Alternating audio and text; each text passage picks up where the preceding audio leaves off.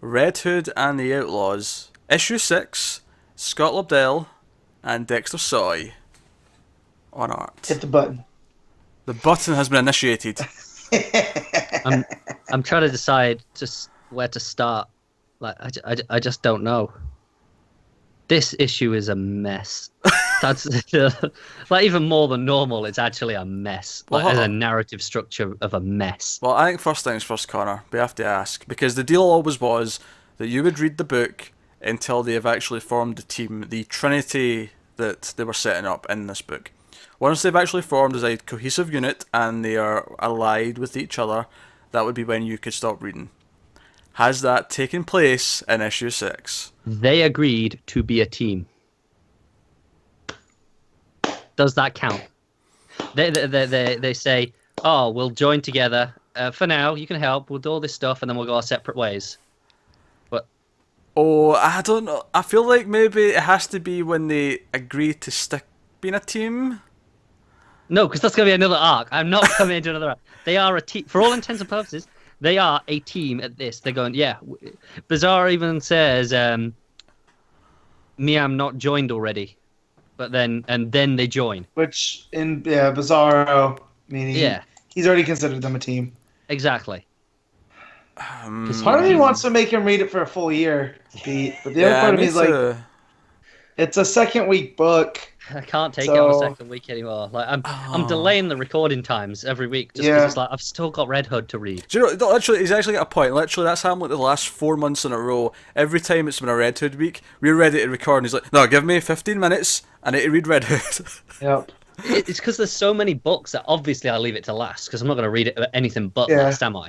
And see, I saved my thing I'm looking forward to the most for last, and poor Connor has to put Red Hood last.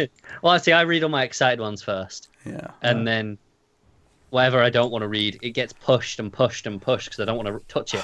It's like, and then it gets to 5 minutes before recording. I'm still reading a few of them because I spend like the last hour or whatever reading a bunch. Well, like, as much as it pains me to say it, I think this is the last issue that Connor has to read of Red Hood and the Outlaws. That's part of it, man. We made a deal.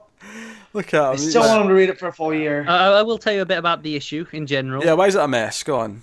So, Black Mask's been possessing, mind-controlling Bizarro with Kryptonian tech, it seems, and it backfires, and it like gets hacked into or something, and Black Mask starts doing some Bizarro speak at one point because it backfires, and it's like, wait, what? And it's really confusing, and then he overloads and goes into a coma. So that's how they defeat it. They do nothing basically, and he defeats himself. Oh, nice. Yeah, it's really strange. They agree to be a team, and then we just have a scene with Jason meeting Batman, and it's weird. It calls back to the first issue, which I think you both read, right? The Rebirth issue, you mean? Unfortunately. Yeah, whatever the very first one. Yeah. Where they're eating burgers on the Batmobile. So we have a big full page of them eating burgers on the Batmobile again, and we've got like they're saying how Bruce is saying how, yeah, we got enough heroes. Maybe we can do with some outlaws. It's like, yeah, you do whatever you want. You don't need to be me. It's just like it almost feels like he's going, yeah, okay, you're gonna kill people. Go ahead. Because the whole thing was Jason comes up to him and goes, oh, I didn't kill him. I did it your way. But I'm not doing it again. And Batman's like, yeah, sure. You can do what you do what you want. I can't wait till they retcon all this out. That's a bit weird. And then, yeah. I'm kind of happily ignoring Red Hood though, so it's okay. It can just be on its own bubble. Yeah. Over there. And then the next one is how do you solve a problem like Bizarro? And I'm not. You don't let Scott Liddell write them. I know, and can you, like they reference Bizarro in Forever Evil in this, and Bruce talks about how he had to let Lex and Bizarro help save the world, and how that was weird, and he trusts Jason more than just trust Lex with one. So go ahead, do what you want. And it's like, what? This makes no sense. Would Batman really do that? So is that the scene at the end where they're sitting by the Batmobile? Yeah. Yeah, I saw that pop up on Reddit, and I'm just like, I'm so glad I didn't have to read this. They're sitting on the Batmobile eating burgers, having this conversation, and I hate it.